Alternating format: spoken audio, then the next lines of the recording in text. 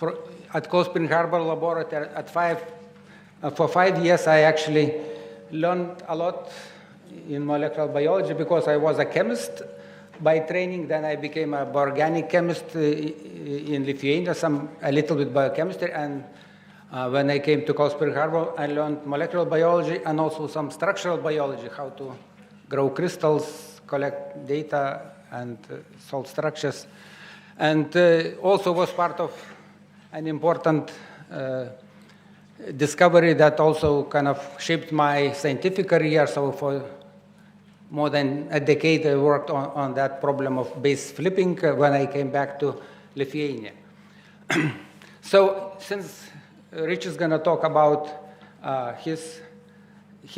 about his career path, I only just say a few words that besides his Nobel Prize, he has been bestowed to many other important scientific distinctions, such like he is a fellow of the Royal Society. He was knighted by the Queen Elizabeth, and also he recently became a member of US Academy of Sciences, which is also a very big recognition, and also it's a good thing because you can publish a PNAS paper every year, without real review, I guess, something like that. Okay, Rich, so welcome aboard, and the floor is yours. I don't want to take any more of your time.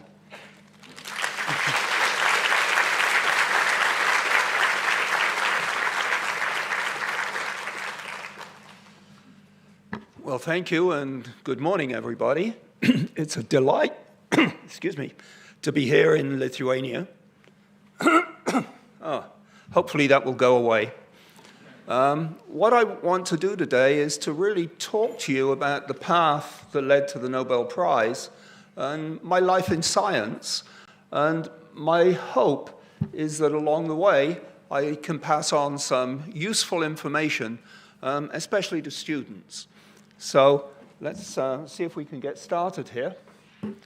So I'm presently the Chief Scientific Officer at New England Biolabs, and I'll tell you a little more about that later. Now, I was born in 1943 in England, in Derby, and thank you. Derby was a town very close to the Rolls-Royce factory where they were making the planes that were flying over Germany and bombing everything in sight. And the Germans weren't very happy about this, and so they tried to bomb the Rolls-Royce factory. And it turned out the street that I lived on and was born in was on the direct path from Germany to the Rolls-Royce factory. And the bombers in those days were not that accurate. And one side of the street on which I lived was heavily damaged by bombs, but not the side I was on. And when I look back, I realized this was the first piece of luck that I had in my life. I was not aware of it at the time. And it's only since then when I've been going back and looking to see, in what ways I've been lucky in my life. And I realized luck has played an incredibly important part in my life. And so I will point out some of these things, but the lesson for you is look at the luck that you've had in your life that led you to the position you're at the moment. And remember, you have to take advantage of luck. Now, when I was 4 years old, my parents moved from Derby in the center of England. Derby is right over here. They moved to Bath. Bath is over here in the southwest. And if any of you ever go to England and look for somewhere interesting to go, think about going to Bath. It's a very beautiful city. And I'll tell you a little bit more about it in a moment. But it was a very good move, and it was very nice. My parents were not wealthy. My father was a motor mechanic, and we lived in a rented flat in Bath while I was growing up. But I never realized I was poor and that my family was poor until I got to university and started to meet people who were actually rich, who had a lot of money. And one of the things I learned is it doesn't take a lot of money to be happy. There are so many other things in life that make you happy. And people who think that you need a lot of money to be happy, they're misguided. It just isn't true. Now, I went to junior school in Bath. This was from age 7 to 11. It was called St. Stephen's School. It was up on a hill, and I used to walk from my house up to school every day. And something very important happened to me when I was at this school. And one was that I used to leave the school to go home, and the headmaster would sometimes come and give me a puzzle to do, to take home and do sort of as homework. And they were pretty much all mathematical puzzles. And as a result of that, I fell in love with mathematics.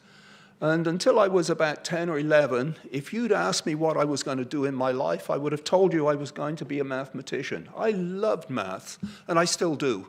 Math is really excellent. But then something else happened after that, and that was that my father bought me a chemistry set when I was 11 as a Christmas present.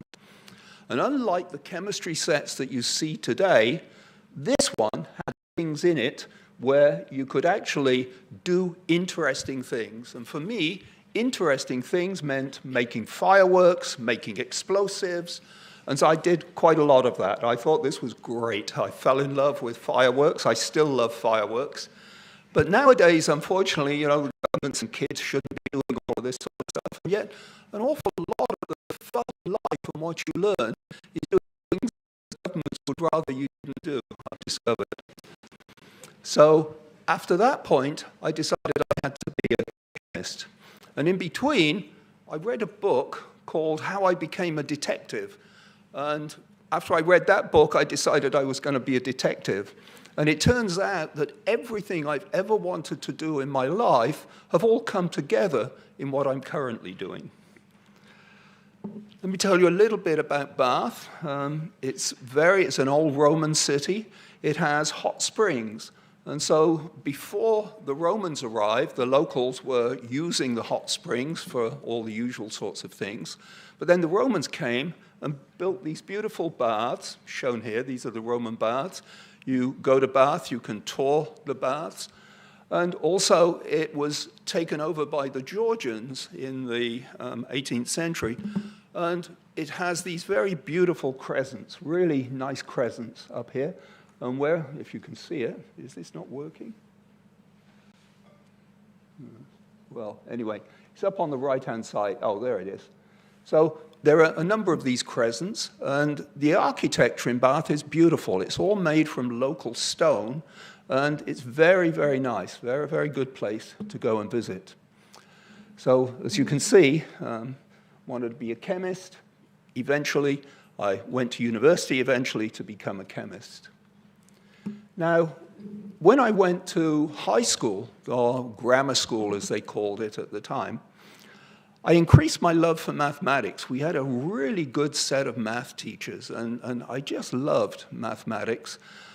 We also had a chemistry teacher, but because I'd had this chemistry set at home, I actually knew most of the chemistry that was being taught before it was being taught, and so it ended up being a little bit boring, and the chemistry teacher was not that good, just between you and me.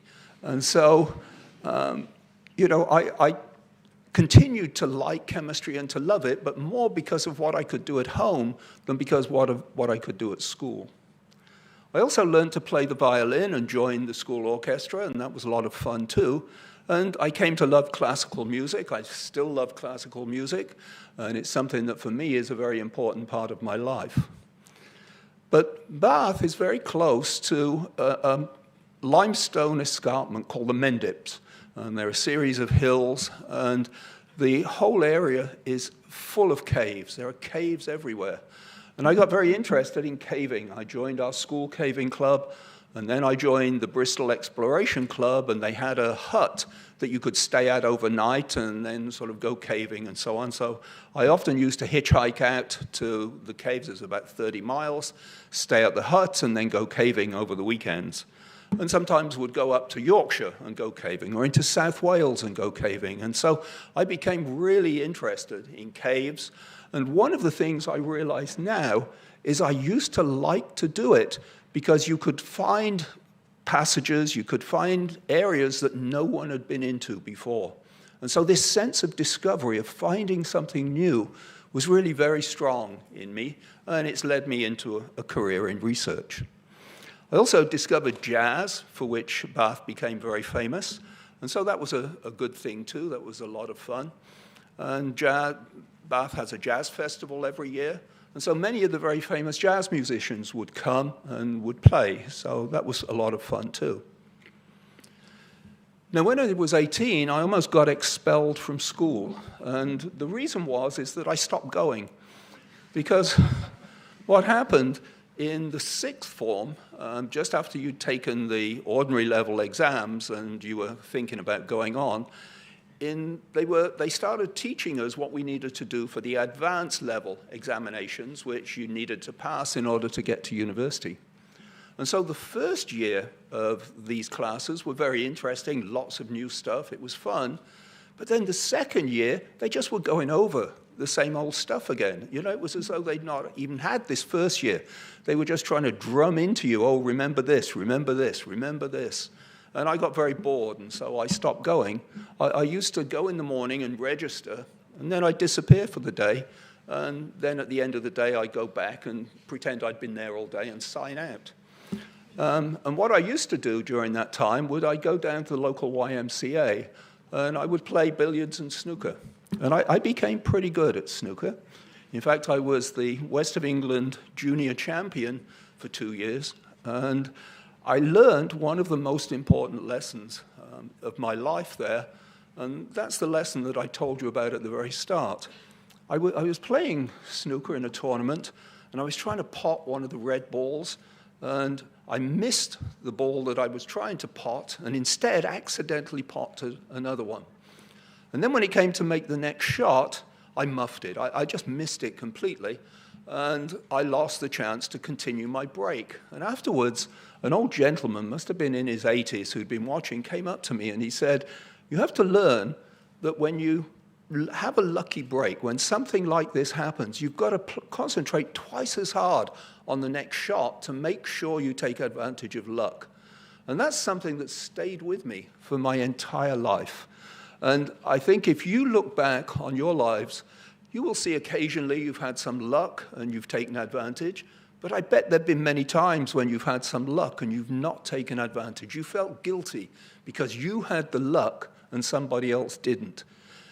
Playing tennis, you know, you may hit the ball, it hits the net and just drops over the other side. The other player has no chance whatsoever to get it. And some people, when they next come to serve, sort of forget that they have to take advantage of this, and they serve a poor shot and they miss out as a result. So always remember, you must take advantage of luck. Everybody has it. There's no one who doesn't have it. But if you don't take advantage of it, there was really no point in having it in the first place.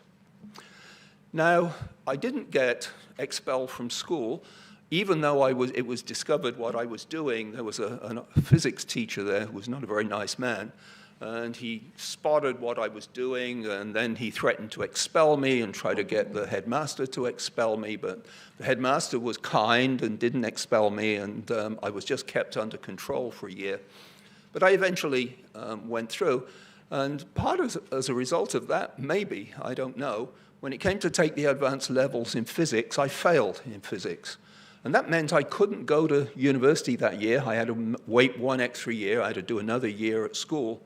And so the next year, I concentrated on physics to make sure I passed that exam, although I never really liked physics, and that was because of the way it was taught at school.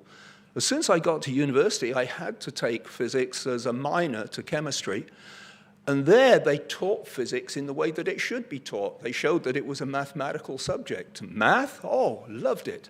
And so from then on, I had really no problems at all. So I went to Sheffield University, which is in the middle of England, slightly north of the middle. A very good university. I had applied to 2 universities, to Southampton and to Sheffield. I couldn't apply to Oxford and Cambridge because they didn't take people if they'd failed their O-levels the first time. And of these 2 universities, those were the 2 that had the best chemistry departments. Southampton turned me down, but Sheffield accepted me, so I went to Sheffield University. And that turned out to be a really good choice from my point of view, but again, a piece of luck. I could equally have been admitted to one of the others. I really loved chemistry when I was at Sheffield. It was taught very well. There was one teacher, the organic chemistry professor, who was really good. I also discovered at this time that my fascination for puzzles and games, which had really started when I was at junior school, increased. I had one interesting experience. I was playing snooker with one of the, should I say, snooker sharks, if you like, but one of the people who thought he was really good. And everybody hated him who was playing snooker because he would lead them on and then have a high bets game, and he would win and take all their money, and they didn't like that very much. And then one of these discovered that I was quite good at snooker and asked me to play him. And so I ended up playing with him, and we come to the time, he let me win a couple, and then it came, let's play for money, he said, and he put rather a lot of money down. And so I said, fine, and I beat him. And he was really pissed off. He didn't like this at all. But the other students who'd constantly been losing money to him were rather happy about this. So anyway, I got my BSc in chemistry and then wanted to go and do some graduate work. I wanted to get a PhD.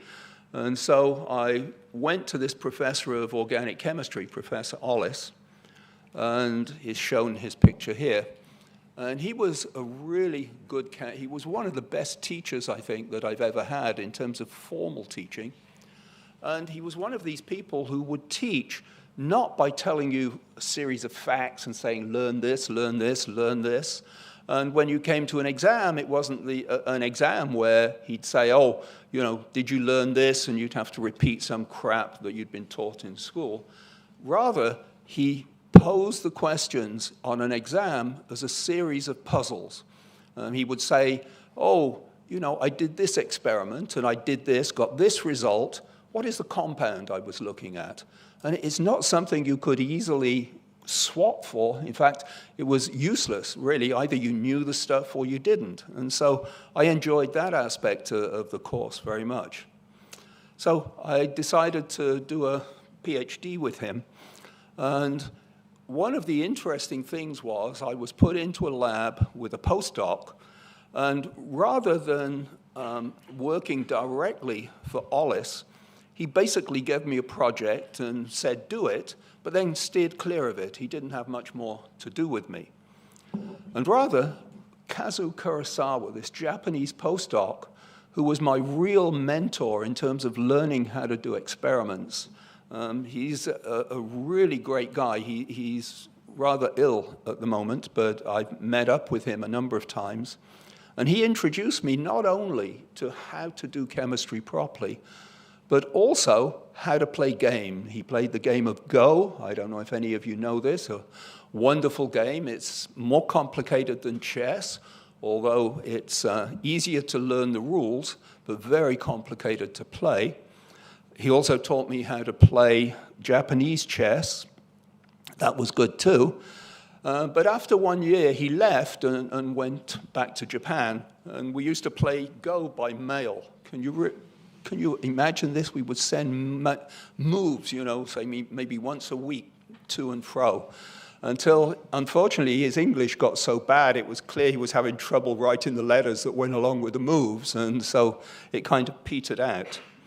But then I started doing projects on my own. I should say that prior to that, after this first year, because of Kazu, I had all the results I needed for my thesis. I could have written my thesis at the end of that year.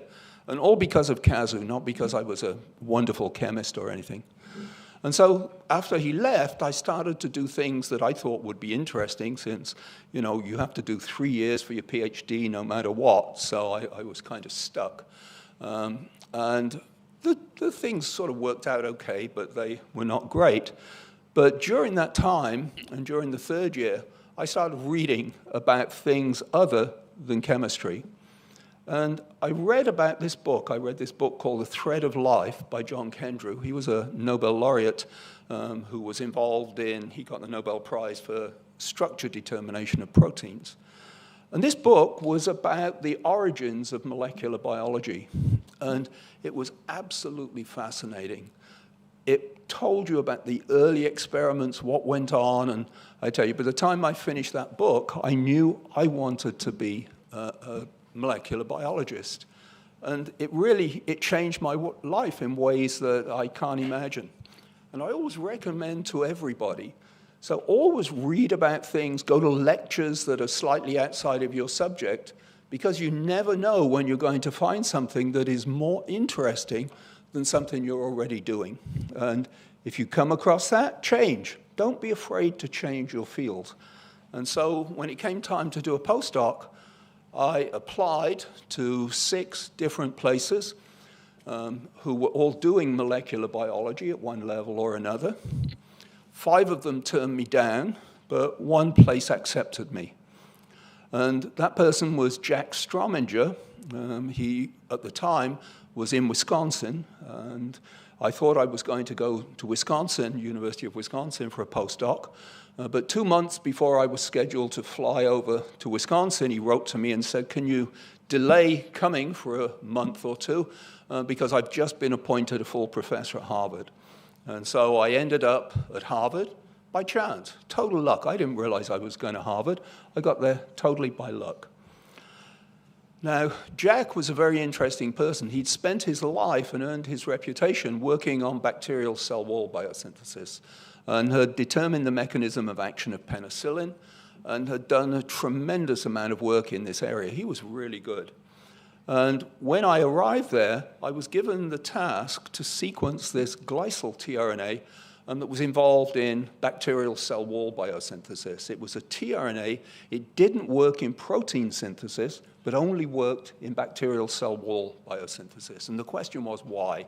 What is it about the sequence of this tRNA that allows it not to work in protein synthesis? And in order to do that, I followed up from a guy called Tom Stewart, who was a postdoc at the time, who was trying to sequence this tRNA using very old-fashioned methods that had been developed by Robert Holley, who later won the Nobel Prize for that. But as I started to look into it and read about this stuff, I realized and found that there was a new method involving p32 labeled tRNA that Fred Sanger had developed. Fred Sanger at the time was at the MRC lab in Cambridge, England, not in Cambridge, Massachusetts, which is where Harvard is. And so I read about this, and I talked to Jack, and I said, you know, could I go over to Cambridge, go to Fred Sanger's lab, and learn these methods so that I could carry out this project? And Jack had more or less lost interest in that. He changed fields completely when he went to Harvard. And so he said, sure.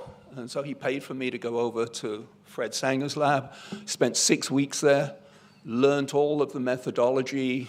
I came back with 3 notebooks full of stuff, and we set up exactly the same sort of lab at Harvard that Fred Sanger had in Cambridge. And the nice thing about that turned out that I was the first person in the Boston area to be doing RNA sequencing using Fred Sanger's methods. And so everybody came to me to learn how to do it. And so I met so many good people, important people, Harvard professors, Wally Gilbert, all sorts of people came to learn how to sequence RNA in my lab. And so I made a lot of friends that have lasted me for life. Now, Fred Sanger, shown here under the red arrow, got the Nobel Prize for actually developing DNA sequencing, and he shared it with Wally Gilbert, who actually Wally set back DNA sequencing, but nevertheless he got the Nobel Prize for the methods that he developed. Fred could have had another one. He'd already won the Nobel Prize for developing methods for sequencing proteins. After that, he turned to RNA, which is when I went to his lab, and he was the first person to develop all the methods for RNA sequencing, and then he applied them to DNA sequencing. But they never gave him the prize for RNA sequencing, but you know, they could have done. I guess they don't like to give someone too many prizes.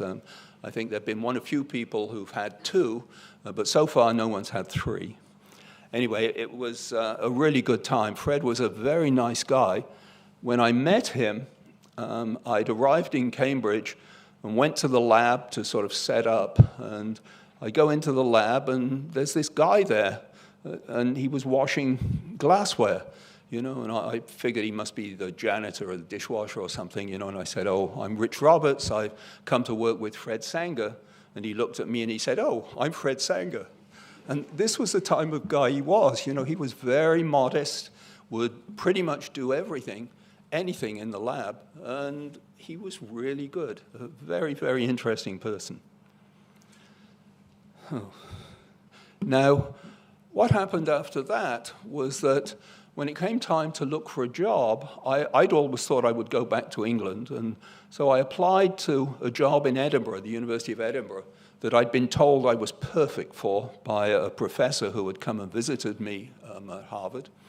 And he said, you know, you've got to apply. This job is perfect for you. We'd love to have you here. Sent him my letter of application, but I didn't hear back. And in the meantime, I got offered a job at Harvard and a job at Cold Spring Harbor Laboratory. I never heard back from Edinburgh. I'll tell you why in a moment. Cold Spring Harbor, Mark Potashny, who is now a professor, a well-known molecular biologist, came up to me in a seminar one day and said, well, Jim Watson wants to offer you a job. He wants someone to sequence SV40 DNA down at Cold Spring Harbor. And, you know, he said, Jim's going to come and talk to you. So, you know, I keep going, keep about my normal thing, never heard from him. And then a couple of weeks later, Mark comes and he says, well, Jim doesn't actually know who you are, so perhaps you could go and introduce yourself to him. So I go along to his office, and I say, it wasn't really an interview. I went in, he started by saying, oh, I want you to come to Cold Spring Harbor and sequence SV40 DNA. I'm using these RNA methods. And then told me what I would be doing there and so on. And he didn't really interview. It was not an interview. And, you know, I mentioned here, I think it was 10 minutes, but maybe it was only 5. It wasn't very long. I wasn't very long in his office. And I'm just leaving, and he says, oh, you probably should come down to Cold Spring Harbor and see what, you know, the lab is all about, he said.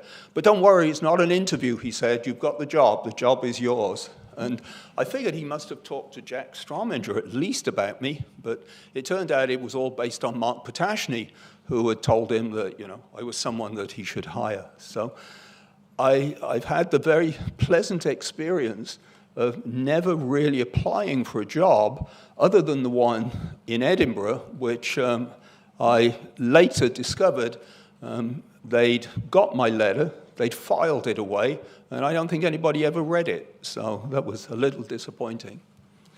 Now, when I got to Cold Spring Harbor, I wanted to sequence SV40 DNA, because that's what Jim had hired me to do, but it turned out I discovered there were 2 other groups already sequencing SV40 using exactly the methods that I would have chosen, using RNA sequencing.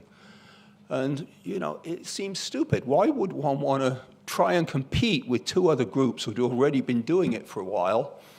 And so I thought that I should find something different to do. And I'd heard, just before I left Harvard, a man called Dan Nathans, shown here at the top left, give a talk about the first restriction enzyme that had been discovered. It was called endonuclease R, had been discovered by Hamilton Smith, the guy in the bottom left of this picture. And he, together, 2 of them, together with Werner Aber, later won the Nobel Prize for the discovery of restriction enzymes. And when I went to Cold Spring Harbor, I discovered that in addition to endonuclease R, there were 2 others that had been discovered and that recognized, had different recognition sequences. And what had impressed me was that Dan Nathans had shown a gel in which he cut SV40 DNA with this endonuclease R, and it produced a series of small fragments. And it occurred to me that the reason RNA sequencing was developed before DNA sequencing was that there were no small DNAs to practice on. All the DNAs, even plasmid DNAs, are huge. They're really too big to develop methods on. And so I thought, well, here was a way to make small fragments of DNA that one could develop methods for sequencing DNA. And I thought, you know, in this way, I'm actually going to out Sanger and develop some new methods for sequencing DNA using restriction enzymes. And I thought, well, then probably more. You know, the first three discovered were all different. I thought, well, let's look for more. And so my lab started looking. And before long, we'd found some 30-odd restriction enzymes. And everybody got more interested in the restriction enzymes, not for sequencing, but just because they were restriction enzymes and gave you a way of making fragments of DNA. And of course, along came recombinant DNA, and then people needed these restriction enzymes to make small pieces of DNA that they could clone. Now, of course, if you remember, Jim hired me to sequence SV40. I never got around to really developing sequencing methods as I'd expected to do. And so Jim wanted to fire me. And Jim got very upset. He used to come and berate me in front of the dishwashers and whatever. He was not very nice. But fortunately, Norton Zinder was a professor at Rockefeller University, and he became a very good friend because he loved restriction enzymes, and he was also a good friend, maybe Jim Watson's only real friend that he ever had. And I would talk to Norton and tell him that Jim wanted to fire me, and he would then call Jim and say, hey, don't fire Rich, he's okay. And so then Jim would back off and wouldn't fire me. So during my 20 years at Cold Spring Harbor, it was not the first time that I needed Norton to rescue me from Jim's wrath. But it turned out that these restriction enzymes, everybody wanted them. And at the time, they were not commercially available. And so people would come to meetings at Cold Spring Harbor, and they'd have a tube of DNA in their pocket, and they'd sneak out of the meeting, come down to my lab and say, oh, do you have a restriction enzyme that will cut this DNA? Because they wanted to cut it up. And so we used to do that and then give them a sample of the restriction enzyme, and then also give them the strain so that they could make it themselves if they wanted to. But as a result of all of that, it became obvious that there was a market here, there was a business. And so I went to Jim Watson and I said, look, we should start selling these restriction enzymes. Let's set up a company, sell these enzymes, and then use the profits to support research at Cold Spring Harbor. To which Jim said, no, you don't want to do that. It's dirty to be associated with industry, and plus you can't possibly make money doing that. And he wasn't interested, and rather the opposite. So anyway, I knew there was a business here, and I tried to find somebody else who might be interested. And I heard that there was a guy in Boston called Don Combe who had started a company that at the time he called Biolabs, and he was selling things through a distributor, and he just contacted this distributor about possibly selling the first restriction enzyme. And so I called the distributor, and they put me in touch with Don Combe, and I'll tell you the rest of that story later on. Now, while things were going on at Cold Spring Harbor, we had this protocol that every new person who came to work in my lab had to first find a restriction enzyme, and then we'd find a more interesting project for them to do. And the project that led to the Nobel Prize was one that was started by Richard J. And he came to me as a postdoc. He'd been a graduate student at Harvard. And I'd asked him at the time, when I was a postdoc at Harvard, I met him as a graduate student. And I wrote to him and said, would you like to come be a postdoc in my lab? And he said yes. And so he came down. And we devised a project for him. And the project depended upon the fact that the first sequence of a DNA promoter in a bacterium or a bacteriophage had been discovered. And this was for the lac operon in E. coli and phage lambda. And so these two promoters were pretty similar, not identical, but pretty similar. And so the question was, for eukaryotes, for higher organisms, do they have the same promoters, or do they have something different? And no one knew. So we decided that we would tackle this problem ourselves, find out what the promoter in adenovirus looked like. Adenovirus is a eukaryotic virus, grows in human cells.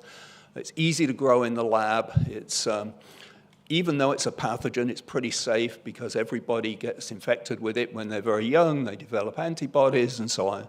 No, the only symptoms, it's sort of like flu. Your mother comforts you and then everything's okay. And so it was okay to grow this virus in the lab without any stringent precautions. And so we started doing that. And the idea was that we would find out what the 5' end of a messenger RNA looked like, get a sequence for it, and then see where that sequence lay on the adenovirus DNA genome, and just look upstream, and there would be the promoter. So, very straightforward project. Now, at the time, the 5' end of messenger RNAs, everybody thought, were just a triphosphate. But after we got into this project a little, we discovered, or couple of other labs discovered, there was this cap structure at the 5' end of messenger RNAs, and that gave us a clue as an easy way to isolate the 5' terminal fragments by picking an oligonucleotide that had this terminal fragment on it. So we started looking at transcription in adenovirus. We knew that early during transcription there were 2 RNAs made, messenger RNAs, E1 and E4, and they both came in from the ends of adeno. So we set out to try and capture the 5' ends. I had another postdoc who was working on sequencing the DNA at the ends of adenovirus, and we thought these 2 projects would converge. Well, it turned out we couldn't get enough RNA, enough early RNA, to do this project the way we'd anticipated. And so instead, we started to look at late adenovirus RNAs. And late adenovirus RNAs have a start point up here just before just before L1, so there's a start point up here. We knew where the RNAs were. The RNAs had been mapped fairly carefully. And so we expected if we used these capped oligonucleotides at the 5' ends, there would be maybe 10, 12, 14 of them. We didn't really know how many RNAs there were. But there would be enough that we could get some nice results. And the idea was collect all these RNAs, 5' ends, you can get them fairly easily. You take the total RNA, cut it with ribonuclease T1 that cuts after all the G residues. At the 3' end, there's a big poly-A chain, and so you can get rid of the 3' end that way. Then you can capture the 5' ends by taking advantage that the cap has an inverted nucleotide in it, and I developed a method that would allow you to get that. And so we did the experiment, and we expected to see maybe 10, 12 spots on a gel. Instead, we found just 2. It turns out these 2 were very closely related. One was just a cyclic form of the other. And if you look late, then you just saw the 1 over here. And so here you've got a case. There are 10, 12 different messenger RNAs. They all have the same 5' end. The question was why? Why do they all have the same 5' end? And you can think, well, one way is to think that maybe there's a repeated sequence in the genome so that when the polymerase comes, the RNA polymerase to make the RNA, goes to the same site and then just makes all these different RNAs. That turned out not to be the case. We did really about a year's worth of work and showed that that was not the case. And we published a paper called One Predominant Undeconucleotide in Adenovirus Late Messenger RNA. And this was really a groundbreaking discovery that was inexplicable at the time. And so while we were busy working out why this was happening, we came up eventually with an experiment. And the experiment was based upon the fact that when DNA and RNA form hybrid molecules, the DNA-RNA hybrid is stronger. It forms a stronger base pair than DNA-DNA. And so if you take the DNA and melt it slightly, add the RNA, then you can form these things called R loops, shown down here. And so the idea was that in order to find out where this 5' oligonucleotide was coming from, I thought that perhaps it was being encoded by a small RNA that we knew happened in adenovirus, and that it was not directly coded next to the messenger RNA. It was this one piece of RNA that was serving as a primer for RNA synthesis. And if that was the case, then when you make a DNA-RNA hybrid, then there should be a 5' end sticking out which contained this RNA that we thought might be the primer. And at the 3' end, of course, there'd also be a tail sticking out, this poly-A tract, and that you could see very easily by electron microscopy. So we decided that this was a good experiment to do, and the experiment is shown on this slide. We take a DNA probe for the RNA, that was for the region that coded for this small RNA in adenovirus, and then we would make the R loop with the messenger RNAs, add the DNA, and then see what it looked like.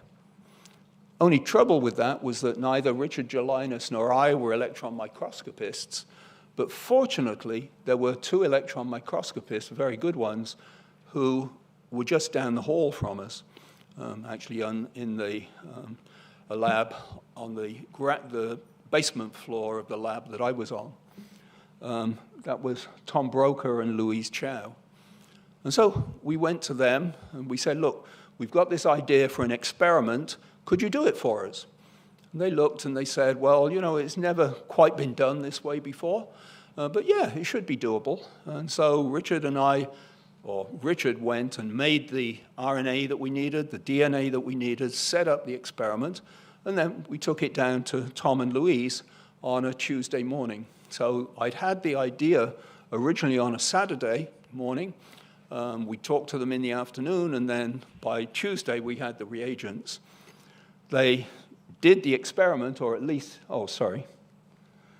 Louise did the experiment. She's a very talented electron microscopist. She did the experiment. The very first molecules they looked at looked exactly like the ones that I'd drawn in the picture I showed you. And actually, they looked at more and more. They all look this way. And so, you know, one of the funny things about electron microscopy is you have to be kind of careful, because if you only look at a few molecules, you know, the typical sample has millions of molecules. And so you see a very small subset. And so then you have to go and do experiments to show that these are the usual ones you see and everything else. But we'd already done all the biochemistry. And so when they found these molecules and realized what was going on, they immediately, everybody around the lab was saying, oh, there's a Nobel Prize here. So Tuesday afternoon, you know, I had the idea on a Saturday morning. Tuesday afternoon, everyone's talking about Nobel Prizes. They also did some more experiments, hopefully. Yeah, so this was the original R loop. This is the thing. And then you can see. But what they discovered was that instead of hybridizing just at one place, which is what we expected, it actually hybridized at 2 places. And this was because what was going on is that the RNA was being originated, and then this was being spliced out. And so when you think about RNA splicing, I always like to use this analogy. If you're making a film, let's say you're a film producer, you're making a film, and what you do is you take a series of shots, take some more shots, go to the editing room, and then cut and splice these pieces so that it looks as though it's a continuous action. That's exactly what is going on here, that you make a continuous piece and cut and splice and get what you want. And so that was really a pretty big discovery. This was the article we wrote, an amazing sequence arrangement of the 5' ends of adenovirus messenger RNA, sent it off to Cell. The reviewers all wrote back, I think there were 3 or 4, all wrote back and said, you know, this is an interesting discovery, but the word amazing is not the word to use for this. And, you know, this is science. You can't talk about amazing. And so I called Ben Lewin, who was the editor of Cell at the time, and I talked to him about 1 or 2 of the points that the referees had raised. And then, towards the end of the conversation, I said, you know, what did you think when you first saw this? Oh, it was amazing, he said.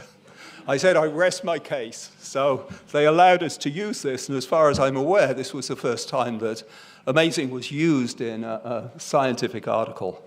At least I couldn't find anything previously. I have seen a few since, but nothing previously. So that was pretty good. I ended up together with Phil Sharp, who had made the same discovery, but independently at MIT, and we won the Nobel Prize in 1993. And that was pretty good. I found out about this. I got a phone call, came in actually rather early in the morning. It was about 6 o'clock in the morning. And I was up actually working on a manuscript, and I was really annoyed because the phone rang. I was in my office. We have a phone next to the bed, and I knew this was going to wake up my wife and my kids. And so I answered the phone, and I said, who is this? What are you doing calling at this time in the morning? And they said, oh, this is CNN. Have you seen the news? I said, why would I be watching the news at 6 o'clock in the morning? I'm trying to work here. And they said, well, it's just been announced that you've won the Nobel Prize. So it didn't seem so bad after that. But I didn't actually hear from the Swedes until 11 o'clock in the morning because obviously other people had heard about it and they were phoning, and the Swedish Academy had the wrong number for me, so it took them a while to get through. But anyway, it all worked out okay. Now, one of the things you have to do when you go to the Nobel Prize ceremonies is give a lecture about your work. And so typically, people talk about all the work that they've done following on the discovery. But I'd not actually worked in that field for many years. I think about 5 years after we made the discovery, we stopped working on splicing. And we turned our attention to DNA methyltransferases. And in fact, this was one of the projects that Saulius was working on, purifying M.HHA1, that allowed us eventually to get a structure for it. And what we discovered was that when HHA1 methylase binds to DNA, it takes the base that it's going to modify and flips it right out of the helix. And we call this base flipping into an active center in the enzyme, methylates it, and then pops back in again. And so for my Nobel Prize lecture, I talked about this discovery because it was the latest thing that had happened. And, it always seems if you make a big discovery, it's not bad to talk to the Nobel Committee about it because they were all in the audience. But I never heard any more about it from them. Anyway, this was an interesting discovery, and it turned out that many enzymes that interact with double-stranded DNA and modify one of the bases use this mechanism to get access to the bases. Now, I want to revert and go back to something that got started back in 1975, and that is New England Biolabs, where I work today. Now, what happened after I discovered all of these restriction enzymes, and we knew there was a market, we wanted to find someone who could make them and sell them, because I was just giving them away, and I didn't want to become the free supplier of restriction enzymes to the world. And so I met Don Combe, and I contacted him first in 1974, and I'd written to him at that time. And then in 1975, after I discovered he hadn't at that time thought about selling a restriction enzyme, in 1975, I called him up, and he said, oh, come up, let's talk. And I go and discover that he has a lab. It's a little makeshift lab. It's in a basement underneath a hairdressing salon. And at that time, Biolabs was Don Combe, his wife, and one technician. They had a bunch of used equipment that they managed to purchase from Harvard and some of the local universities. And Don had been an associate professor at Harvard Medical School, and he didn't get tenure. And it was at a time when Harvard didn't give tenure to people within they liked to hire in from outside, which was how Jack Strominger got to be a tenured professor at Harvard. But Don got annoyed with the system. He said, this is just no way to treat people. I'm going to start a company, and I'm going to use the profits from that company to support research. And in this way, I'm going to set up Harvard and NIH all in this one place, i.e. the company. When I told him about the restriction enzymes that we'd discovered, and he was very interested because he'd thought about selling one of them, but he was going to sell them through Miles Laboratory, this distributor, and they always take a bunch of profits. And I said, well, don't do that. You really don't need to go through a distributor. You can sell them directly yourself, because I know who wants to buy them. All these people had been coming to my lab. They all wanted them. And so I said, I can tell you which enzymes to make. I know what people want. I can give you names and addresses for the people who I know are going to buy them from you. And we just have to set up and sell them, and you're going to be able to do a good job. And he agreed. And he said, yeah, we will do that. And so I sent him a number of strains. He had this technician make the enzymes and then hired another technician. And in the first year, we made $200,000. It's back in 1975. A lot of money. And Biolabs never looked back after that. For the next few years, we predominantly sold restriction enzymes. We even sold some of fermentous enzymes for a while. And then we started to expand and get involved in other things too. And we have a very interesting model for a company. The company uses profits to support research. We have about 100 people doing research on site at New England Biolabs. They get to choose what they want to work on. They don't have to work on things that the company thinks is interesting. We had a couple of groups and still have one working on parasitology, doing parasitology research to try to help the developing world. We used to bring in scientists from developing countries, teach them how to make restriction enzymes, how to start a business. They'd go back, start a business, and do what they wanted to do. We're also a profit-sharing company, so after we paid for the research, whatever profits we have left, we distribute among the employees. The employees love this. A large number of the poorly paid ones double their salaries from profit-sharing, and the profits are really divided partially, about 80% equally among all the employees, and then 20% is proportional to what your salary is. This is the very first catalog, restriction enzymes, nucleases, tRNAs, ligase, bacterial cells. The ligase and bacterial cells were something that previously Don had made when the company was just Biolabs, and tRNAs too. He had actually 2 tRNAs, so not extensive, but it was the restriction enzymes that everybody wanted and that made all of the money during those first years. Very simple catalog. I was the first designer of the catalog, so I got involved pretty heavily in the company, but I was just a consultant. I didn't go and work there. I was just their consultant. They started off paying me 10% of sales, and after 1 year, that got ridiculous, and so I renegotiated with them and said, I don't want that much money. And so after a couple of years, we settled on a fixed sum each year, which they gave to my lab at Cold Spring Harbor, because I'm not really interested in money, unfortunately. Now, New England Biolabs, over the course of the last 10, 20 years, we moved from the basement first to a lab in North Beverly, and then to the present site, which is in Ipswich. And it's an interesting area. Ipswich, where we bought, it was the site we bought was a summer home for some rather rich individuals. And they set it all up, and then they sold it to the Roman Catholic Church. And the Roman Catholic Church used it, first of all, for conferences, and then discovered they couldn't afford that. And then they used it as a retirement home for monks and priests and so on.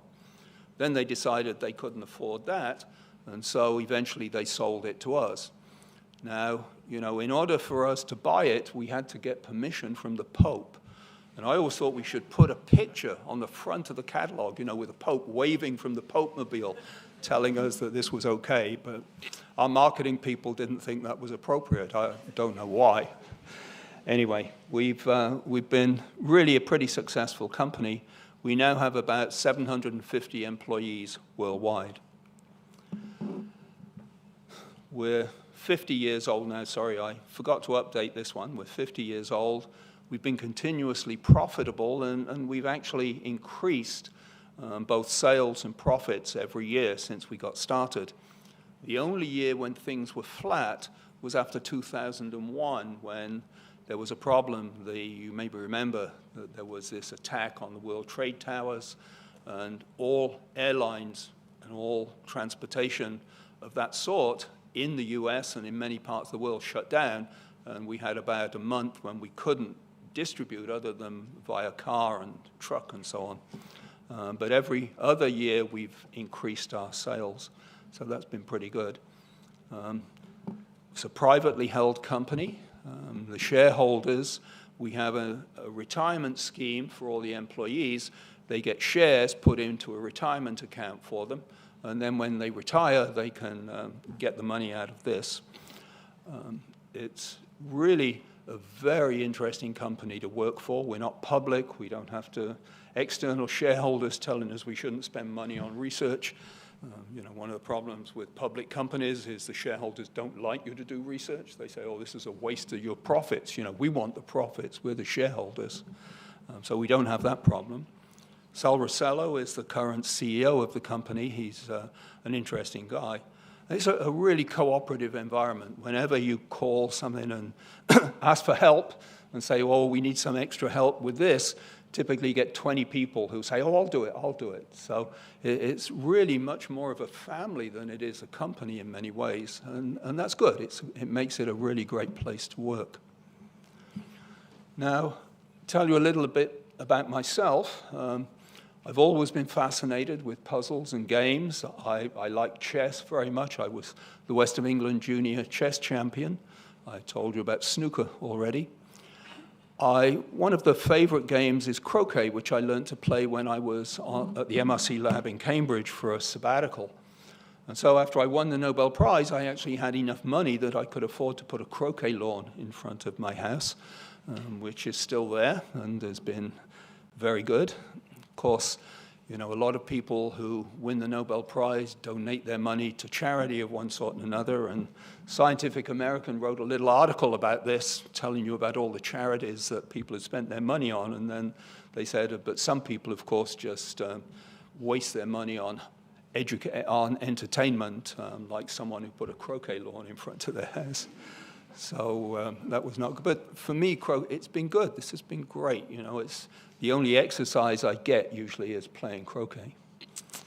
I also get involved with the Ig Nobel Prizes. I don't know if anybody's heard of those, but this is a group in Cambridge. They give prizes every year. They're sort of a parody on the Nobel Prizes. They give prizes to papers that you read them and you see the title and you want to laugh, but then when you read them, you realize they're actually serious. So they have a ceremony every year, and also they produced a calendar, and one year turned out to be Dr. December, shown here.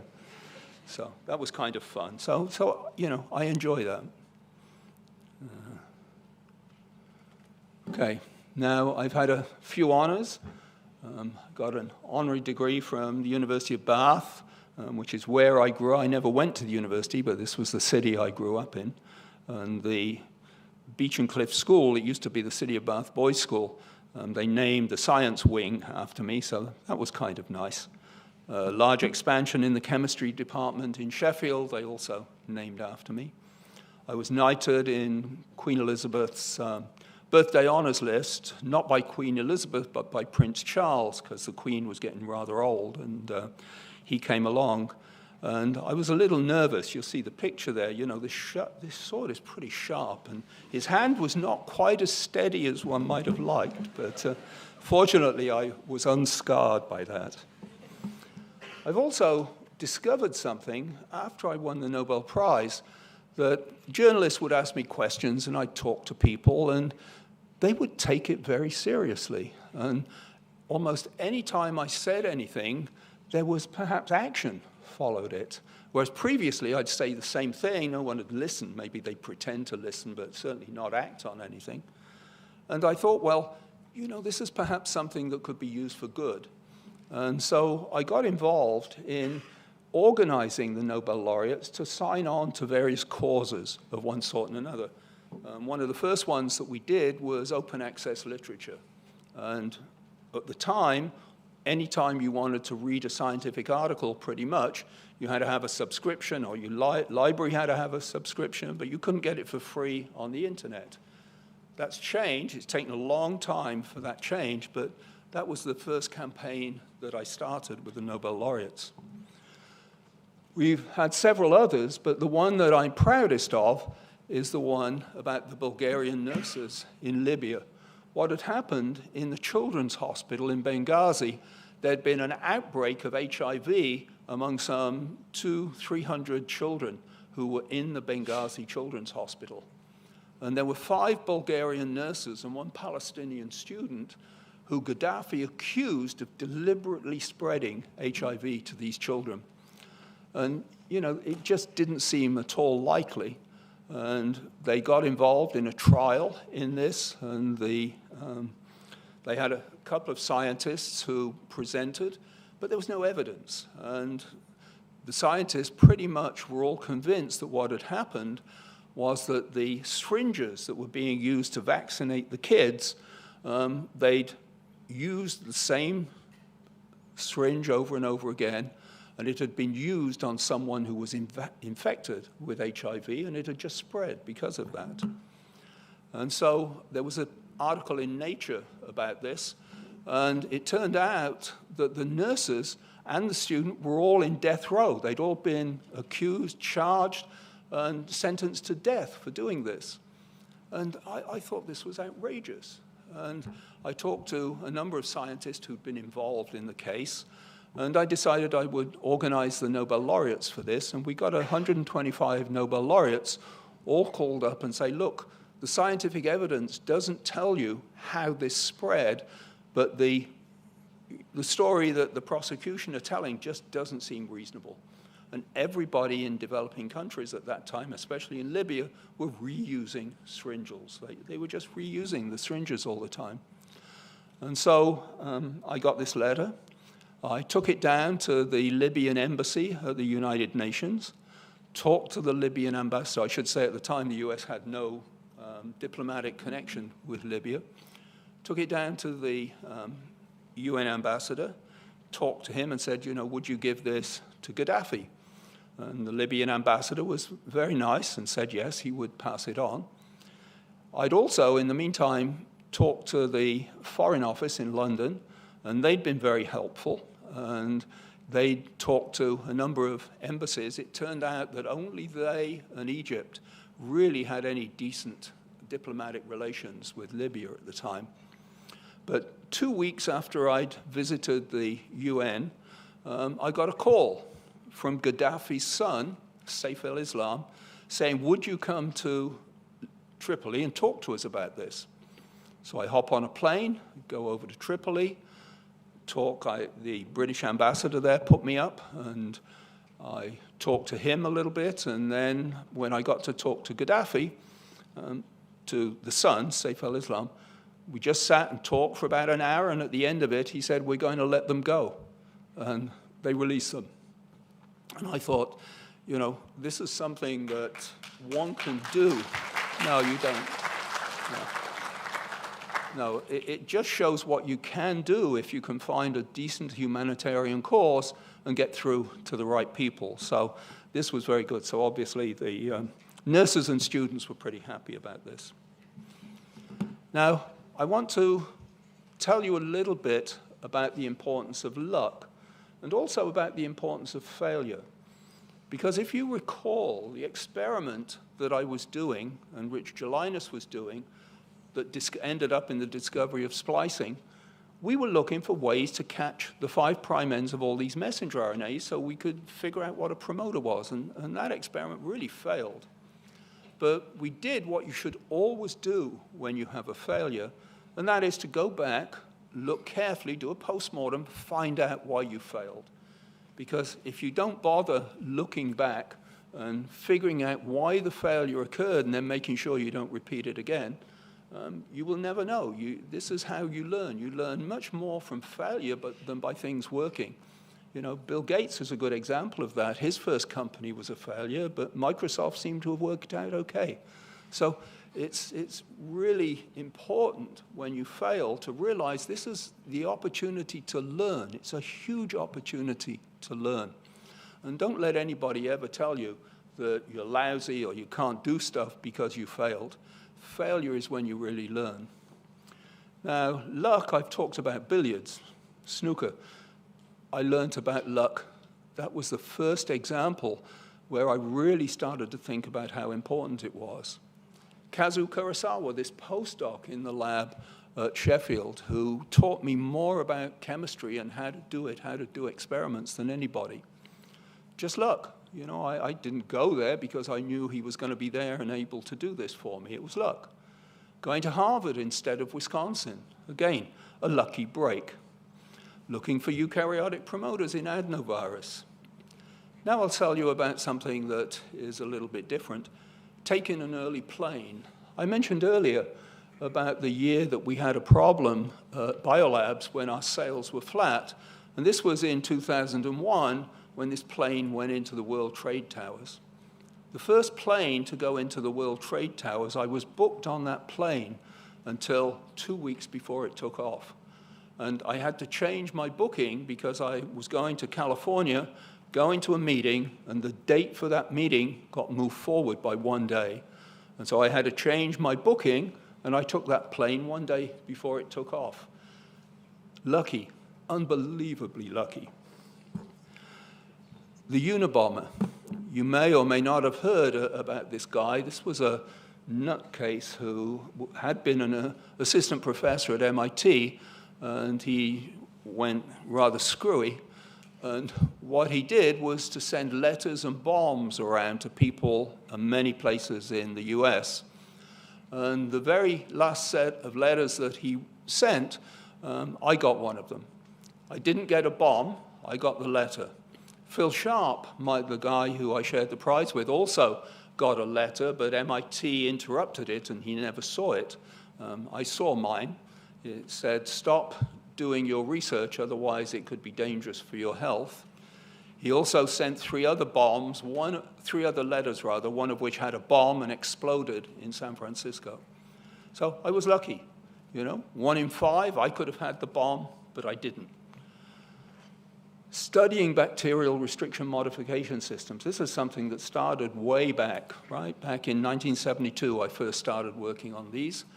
Now, I don't work on the restriction enzymes so much, but I still work on the methylases, and there are several people in the audience here who study methylases and realize they're really interesting compounds.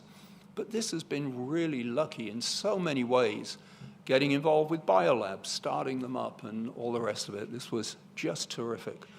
And so what I've tried to do ever since my early experience in billiards is to make sure I take advantage of luck when it comes my way. And I recommend that to all of you. Take advantage of luck when it comes your way and recognize it. You know, you say, oh, this unexpected thing happened to me today. That was luck. Is there a way I can take advantage of that? And don't be disappointed by failure. And I like to finish my talks talking about a little bit about women in science. I'm sure, you know, everybody knows that for many, many years, women have been unbelievably mistreated in science. I mean, it's quite incredible. The number of women who did work for which a Nobel Prize should have been awarded and wasn't. And even today, the numbers are not as good as they should be, even though the Nobel Foundation now recognizes that they've had a problem. I would recommend reading this book, The Exceptions, in the top left, about a lady at MIT, Nancy Hopkins, who went to MIT, got an assistant professor, and then eventually became a full professor. And she was mistreated from pretty much the time she arrived. And after she'd been there for a while, she started to notice, well, you know, the women, we don't seem to have as much lab space as the men. We don't get paid the same. She rounded up the women, and they all compared notes. She went around and measured the lab space at night of how much a man had as how much she had. And she organized the women. They go to the head of MIT, and MIT changes its policies because of this. Excellent book, really a good book. This Picture a Scientist is a movie. This is a very good movie. Nancy appears in it, but many others too, talking about ways in which women sometimes get mistreated when they're out on field trips and so on. Invisible Women is a good book, a more general book. It's full of data, looking at how women are mistreated one way and another. Breaking Through is from Katalin Kariko, who won the Nobel Prize recently. You can't believe what she went through, and to think that after she went through all of this, she won a Nobel Prize and I think still isn't being treated as well as she should. And then finally, A Lab of One's Own by Rita Colwell is very good. So these are really good books. They're worth looking at. And I think one of the things that comes through when you read this, and especially if you're a man when you read it, is you think of ways in which we too have mistreated women without meaning to. So we tend to think, well, if we treat a woman exactly the same way we treat a man, then that's good. You know, now we're being fair. But we're not. Women have different problems from men. You know, you have periods. You have children. You have to look after these things. You have a different set of requirements for a happy life than a man does. And I'm as guilty as many men of not appreciating this until I started reading these books and reading about them in a major way. So I want to leave that with you. Do think about reading these books. They're just excellent. So thank you very much.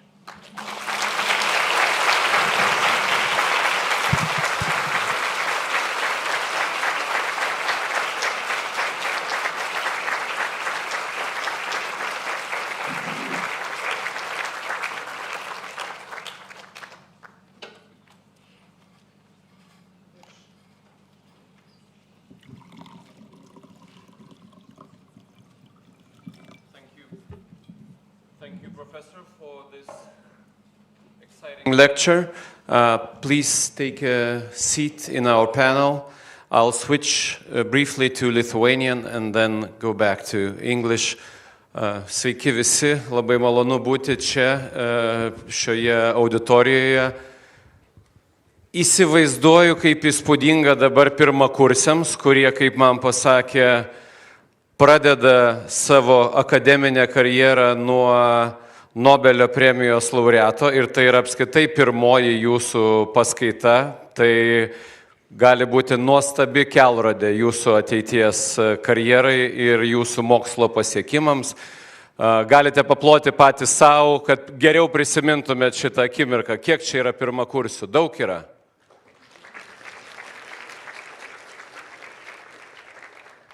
Esu žurnalistas Edmundas Jakilaitis, iš anksto atsiprašau už savo neprofesionalumą šitoje srityje, bet būti profesionalu čia turbūt reiktų keliauti kitą gyvenimo kelią. Tai labai malonu pristatyti žmonės, su kuriais netrukus diskutuosime tema proveržiai biotechnologijoje, kaip jie atsiranda ir kaip keičia mūsų gyvenimą. Tai jau kalbėjęs profesorius seras Richardas Johnas Robertsas. Taip pat noriu pakviesti vieną iš CRISPR genų redagavimo technologijos pradininkų, profesorių Virginijų Šikšnį. Prašau.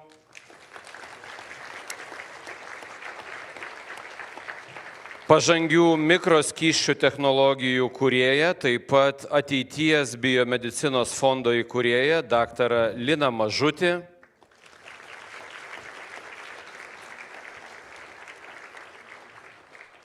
Lietuvos biotechnologijų mokslo legendą profesorių Arvydą Janulaitį.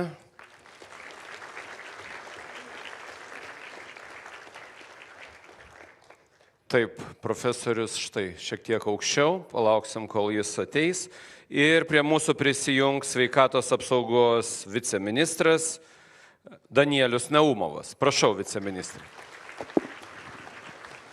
Čia, profesoriu, galite.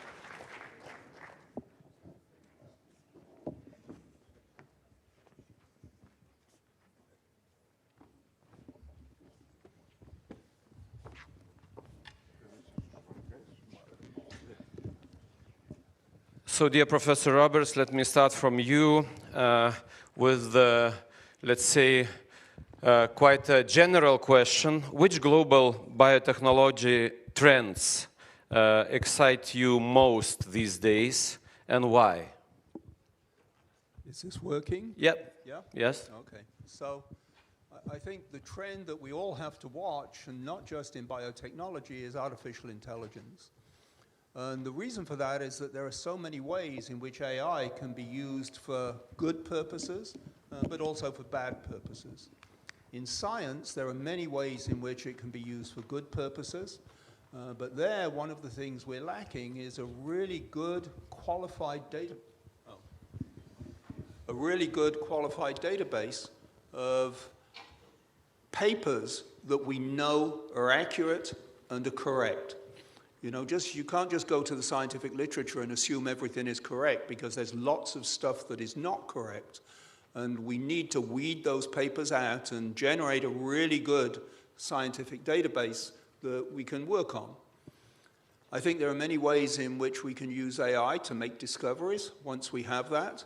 And there are many ways in which we can use AI to help market the goods in a good way, in a decent way. But again, we have to be very careful of the bad actors out there who will use AI, and I would argue social media is a perfect example of some bad ways of using AI. But I think we can all use that in biotechnology and in many aspects of society coming. But we have to be careful, and we have to make sure that there are rules and regulations put in place that will make sure AI is not used for bad and is only used for good. Thank you. Professor Mažutis, I'll address to you. You are working on developing microfluids technologies. Can you please explain what impact this technology has brought to society? Thank you. I guess one of the impacts it brought is to single-cell genomics field, right?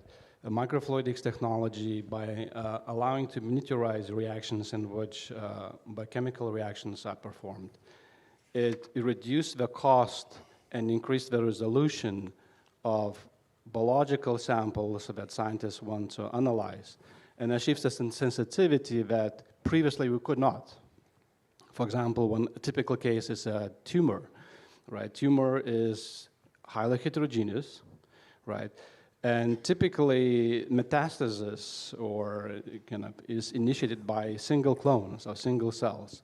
So to understand the biological fundamental mechanisms and perhaps then eventually find the treatments, you want to understand what drives these metastases, what drives these single cell events that lead, for example, to complex diseases. So microfluidics had a very big impact in that specific area, because it allowed to achieve the resolution and allowing to identify single cells and look at their transcriptional or genomic profile at a level that was not possible before. So that's kind of one of the biggest contributions. And because the reactions are being conducted in a very small volumes, it also gives a lot of cost saving, because then scientists can process many cells for the reduced cost. Well, let's say that we probably most of you got the answer. Let's say I understood something. I would like to address to Professor Šikšnys, and this is important year this year, because Lithuania is celebrating 50th anniversary of biotechnology science in Lithuania, where we are quite successful worldwide. So it's a double question. First, how could you explain that phenomena that Lithuania is so deeply linked with the biotechnology science? And how could we use this advantage in the future? Thank you very much. And I would like to get back a bit what Rich said before about this kind of AI and fears that are raised by AI. But I think that every new technology that appears actually raises fears. Rich, you remember recombinant DNA technology. So it was a fear that actually bad actors will produce bugs that will kill humanity.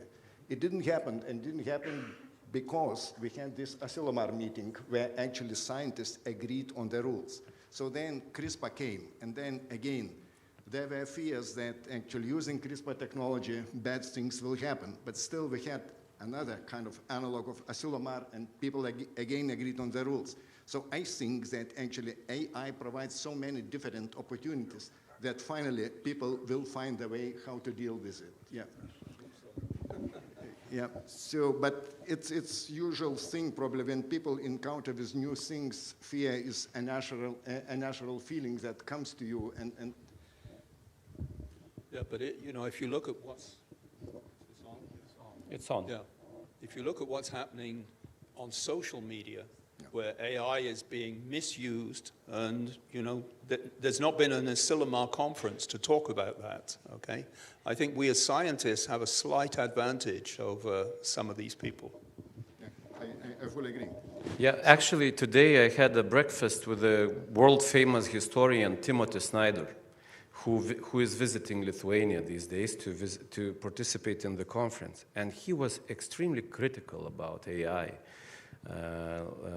because of those things that you were telling, especially for the use in social media. Yeah, so it's like a huge challenge. And getting back to Lithuania. Yeah, to the question about Lithuania. 50 years anniversary, it's really a great thing, and I think that the only reason why Lithuania biotechnology developed is, as Rich pointed out, that it was luck that we had dedicated people, the people who were interested in developing new things and actually going trying to find new paths in their research career, and Professor Arvydas Janulaitis actually was one of them who actually started to look at the modern biotechnology and introduce recombinant DNA technology and restriction enzymes here in Lithuania, nearly at the same time when Rich did it at New England Biolabs. So I think that actually people and visionary people are very important. Thank you. And let me address to Professor Janulaitis. Oh, it's too loud. Excuse me. I'll try. Okay. Okay. So my question goes to you. And how has biotechnology accelerated the rise of personalized medicine? Can you tell us more? I can explain to please audience use the microphone. why the question is about personalized medicine. Yeah. Because at the moment I have founded charity fund to support research in Lithuania related to personalized medicine. Few words about personalized medicine. Traditional practical medicine is all pharmaceutical development, treating is based on population studies. You have, let's say, disease, breast cancer, and you treat all of them with it's a tradition. All with this diagnosis were treated as identical disease, but all breast cancers in individual personal cases are different on molecular level. And modern personalized medicine cares to understand those differences on molecular level and customize treatments to develop new pharmaceuticals adapted to personal molecular profile of the sick person.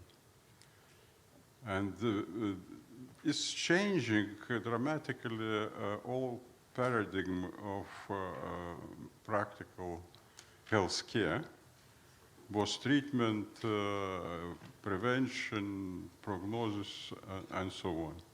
Now, what biotechnology contributed to that? It's one of the main contributors, modern biotechnology. Of course, it's recombinant human pharmaceuticals,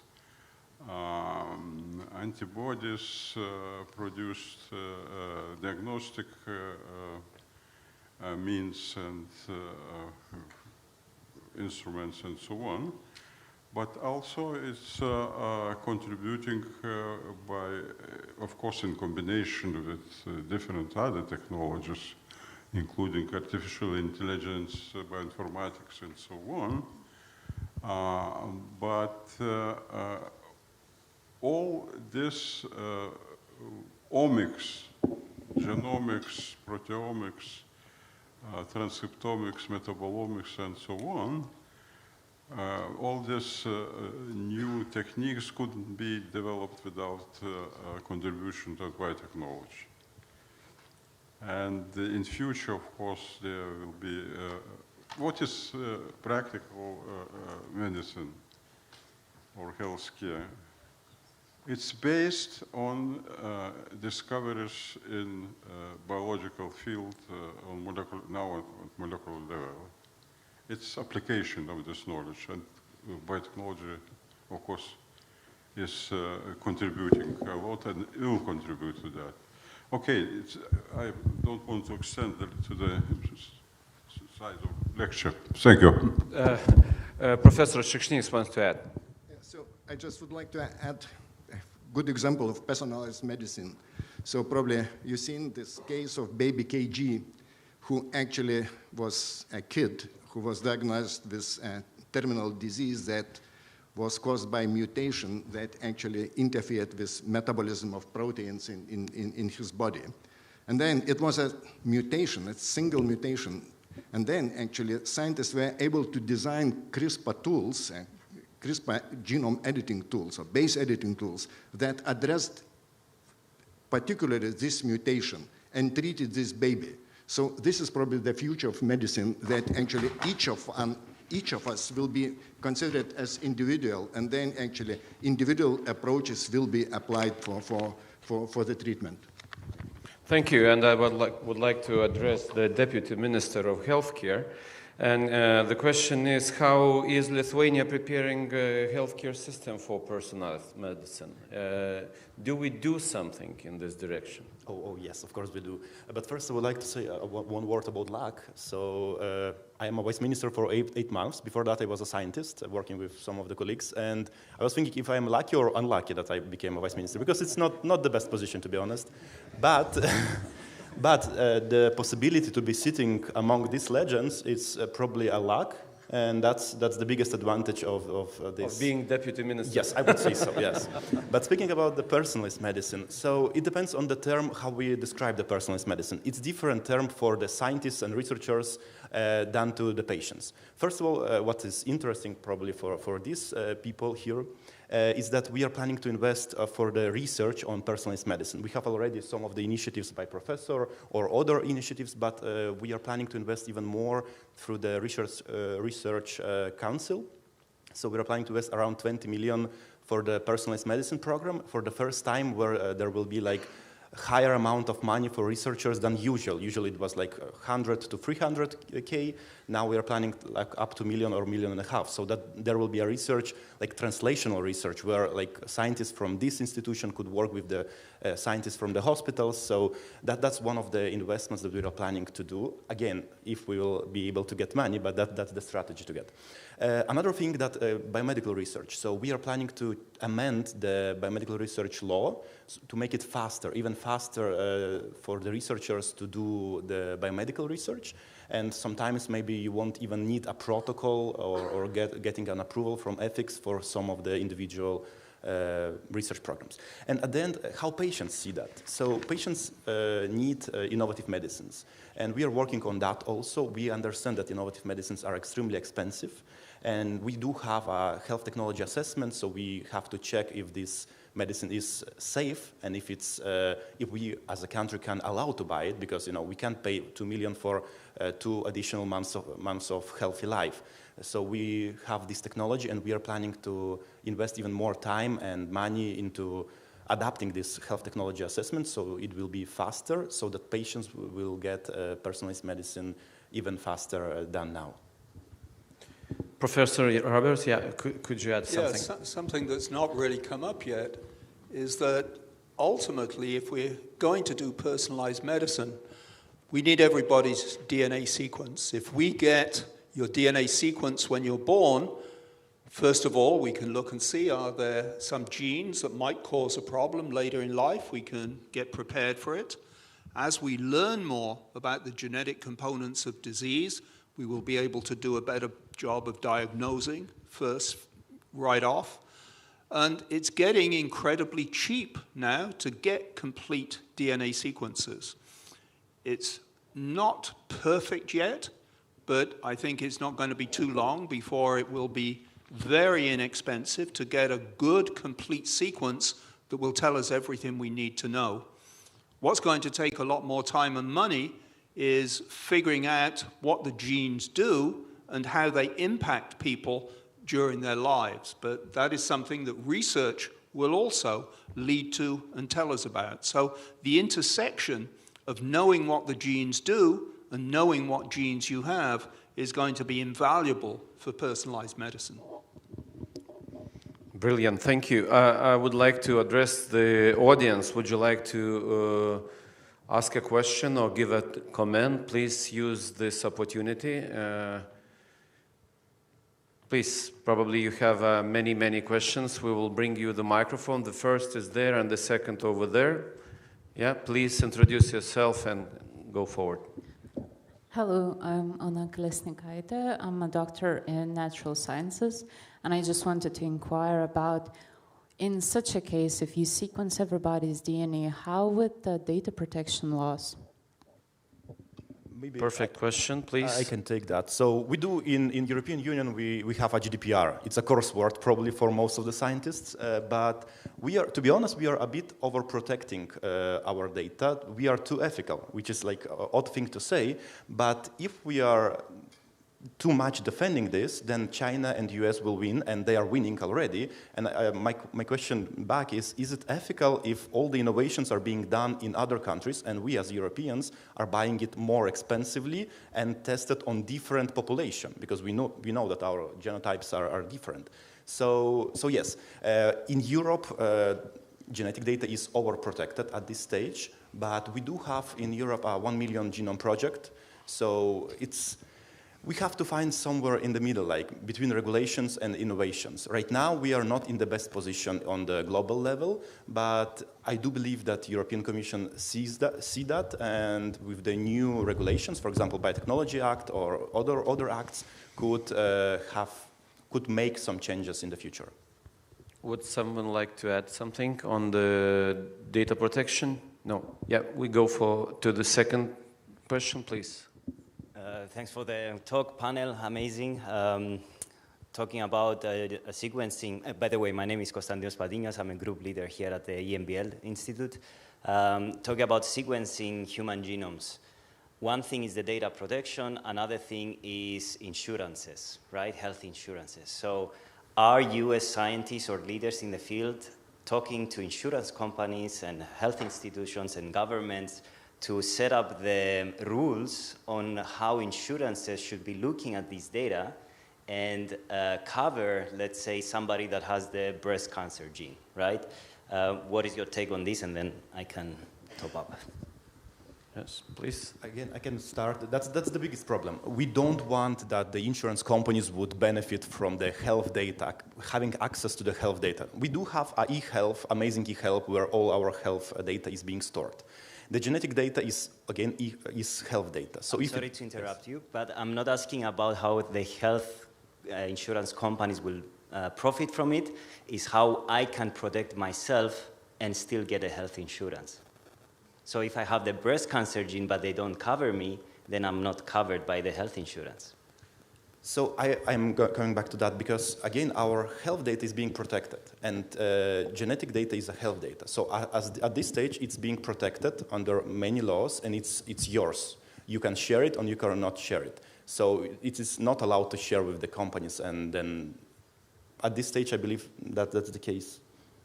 I don't know if my colleagues could add something else. Please, if you would like to add. You know, I think the ethical questions here are really interesting.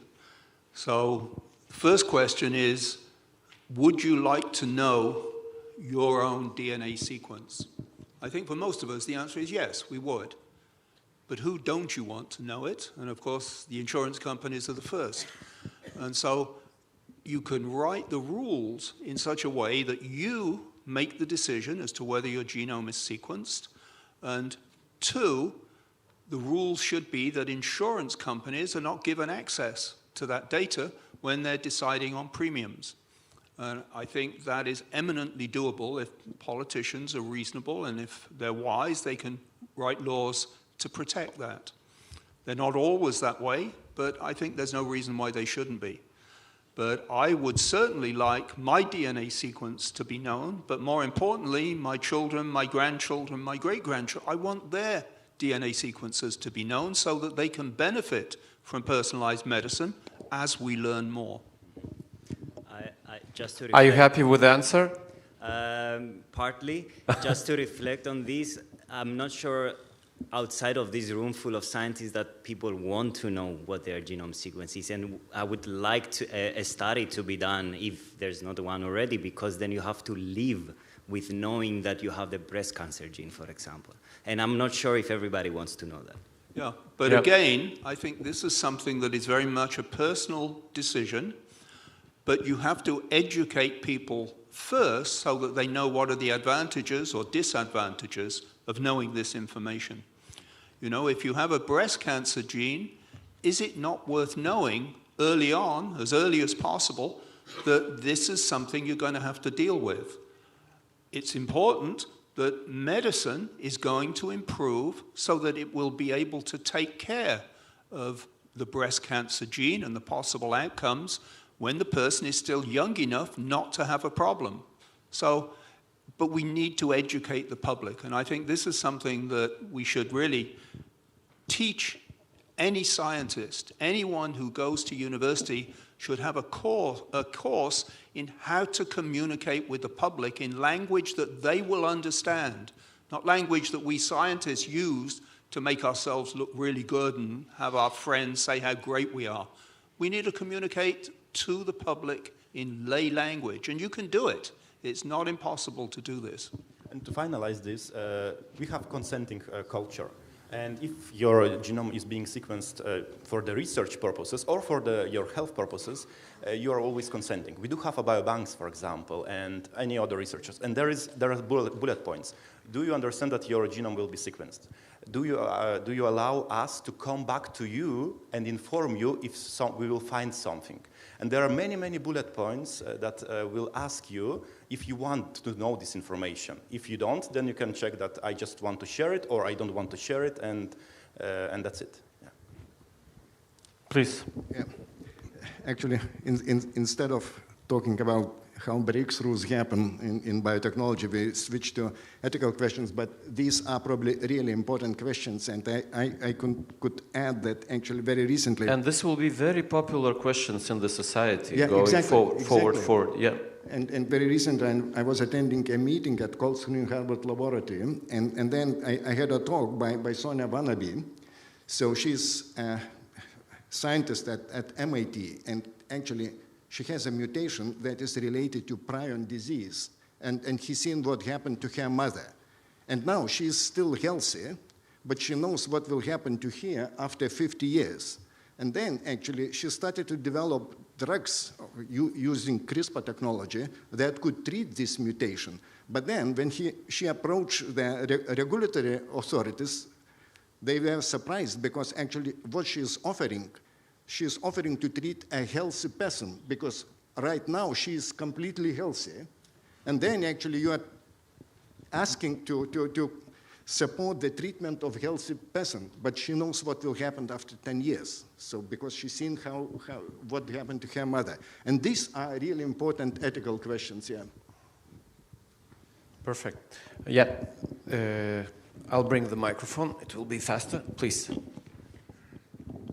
I have a question for Sir Roberts. What are your current academic pursuits? Could you say that again? What's your current academic research? Oh.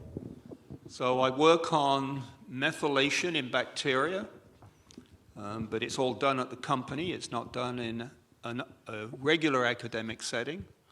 And what I'm interested in is there are many methylases in bacteria. These are enzymes that put a methyl group onto DNA bases that are not involved in restriction modification systems, that is defending the bacteria against phages, but rather control different genes, different properties that bacteria have. And I'll give you one example. We discovered that in Clostridium difficile, C. diff, which is an infection you can get in hospital rather than more easily than you might like, It is usually quite resistant to antibiotics because what it does when an antibiotic comes along that it can't resist, it forms spores. That is, bodies that just sit and wait until the antibiotic goes away and then start growing again. This DNA methylase in Clostridium difficile, if you knock it out, if you make it inactive, C. difficile cannot form spores. And so then it becomes sensitive to antibiotics. So this is really something that could be very important for medicine, and particularly if you go to hospital, the chance of picking a C. diff infection are very, very high. So that's just one example. There are many other examples of interesting biology that is controlled by these DNA methylases. Thank you. Should we go to other questions? Please raise your hand. Oh. Here you are. Hello. First, thank you for your interesting story. I am first year student. I'm here.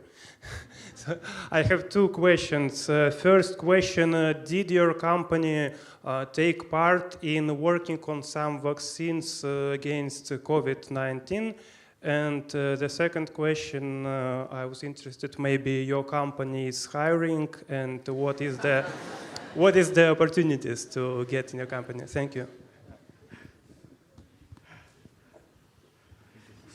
So the question was to Professor Roberts, please. Let me deal with the vaccine question first. So both Moderna and Pfizer bought enzymes from us in order to make their vaccines. In the case of Moderna, they were methyltransferases that enable the cap structure to be properly methylated before making RNA. In the case of Pfizer, it was the RNA polymerase that they were using to make the vaccine.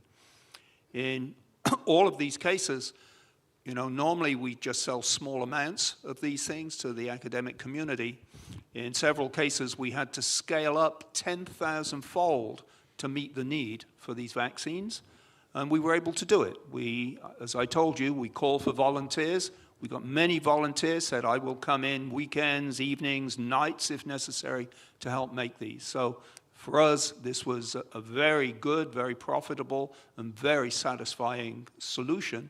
And we were very happy about it. We were really happy about it. Now, the second question I didn't get. So. Are you hiring people? Yeah. We are hiring. You go to the NEB website, and you will see what jobs are available. They don't come all at once. They come over time. So you have to keep checking. But yes, we are hiring. But my advice would be just get your degree fast. Yeah, that was the question of first-year students. So the advice was just to get a degree, at least. We still have time for two more questions. So please raise your hand. There are three questions. Okay. So no, there was a question before. Excuse me. No. You already had the question. Please, please forward the microphone for those who didn't. Yeah. Hello, and thank you for a wonderful presentation. I think it was inspiring for many first-year students here today, hearing the first ever lecture at the university, and bringing the topic back about career choices and the decisions that led you to the Nobel Prize and the career afterwards. In science, we hear a lot about, you need to stay in academia and studying this topic that will lead you to be an expert. Don't change fields or don't go to industry, and the industry is the reverse. Would you have some wise advice or just experience sharing by spending professional career in both? Or, many times switching from a subject to a subject just for this young generation shaping their career at the moment. Brilliant, thank you, please. Okay, so let me say, the career that you should choose should be the one that you're happiest about. People who are happy in their job don't recognize that they work. I don't think I've worked a day in my life, because I enjoy what I do every day. People who go to work on a Monday morning and say, great, you know, this is a week, you know, and then come Friday afternoon, they say, well, what the hell am I going to do over the weekend until it's Monday again? These are the people who are happy in life. Trust me. You don't need a lot of money. You just need to find something that you love to do. And as I said during the talk, don't be afraid to change. If you find something that is more interesting than you're doing at the moment, switch. Don't be afraid to switch. You can always do it. And as you've noticed, I've done that a number of times during my life. And sometimes it can be a little bit tricky to make the switch. But if it makes you happy to make the switch, that's what you should do. Okay? I think people who are doing a job just because it makes money or is not worth it. If you're not happy doing your job, you're not going to have a very pleasant life, no matter how much money you've got. And it doesn't take that much money to be happy. Brilliant, thank you. Please, the question, the gentleman over there, yeah? Thank you. So my name is Ernest Artemiev. I'm a first-year student. And my question might sound silly, like bordering on science fiction, but there's been a lot of discourse in recent times about the transhumanism, posthumanism, the alterations of DNA. And I wanted to ask you, as an expert in the field, what is your opinion about the future implementations of genetic sciences on a global scale? That question is directed to Dr. Roberts. Well, I'm not sure that I have enough expertise to answer it in a reasonable way. So, you know, what are you really getting at? What is it that you're concerned about over this? That somehow we're going to screw up the human race? We probably are. Okay? Already we've induced climate change, right? Even though Donald Trump doesn't believe it's happening, it is happening. And that could easily wipe us out, very easily. We cause a lot of trouble to this earth. Already it's very difficult for many people in the developing countries to feed themselves. That's going to get worse as climate change improves, as it you know, carries on rather. And already here in Lithuania, I was told you had a funny summer this year because of climate change, rather more rain than you were anticipating.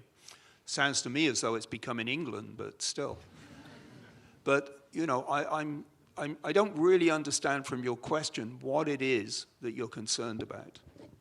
It's not like I'm concerned, more about just curious. You know, I really enjoy science fiction, and there's been a lot of talks in like circles that I hang out in about like artificial evolution, you know, like changes made to DNA to advance, like for example, to improve intelligence and like physical capabilities, immunities of specific, and of course such developments, if they occur, which I'm not sure, or like that's why I'm asking the question, can lead to a bigger disparity in social classes, or on the contrary in like the brighter developments. So I was just gonna ask, like, if there are such developments in the foreseeable future that can be prognosed with a certain level of certainty, and if so, whether they be more on the positive side of things or not, and